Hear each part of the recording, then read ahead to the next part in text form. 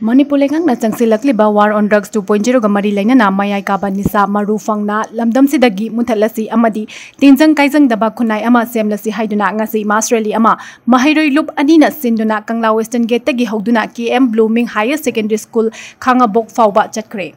Rally aduda Student Anti-Tax Force ki wangang loi oiriba Maibam Julius Kumanna fongdokibada inkhalakliba tungi yumbi oirakadoriba nahasingna nisagi ipakta lukhi gadoriba asidagi khunai asibu kanana bagi pandamda ngasigi mass rally asi sinkibani loinana rally asina ahoba oiraga matung tarakpa kayadasu tongan-tonganba mass prevention awareness pangthokpa amadi makhatana changsilakpa khongjang kayada lamdam asida leiriba mipum khudingmakna saruk yabiduna mateng pangbiu haina appeal tawraki Asigi asumlaba lamdam asida nongma kangdana akoigi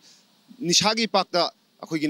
naha oriba kyana nishagi pakta tauduna adagi akoigi khunai asibu nishagi pakta khigadoriba asidagi kannabagi dama akoi mahairoi lup ani kuchamna rakanda ngasigi asumlaba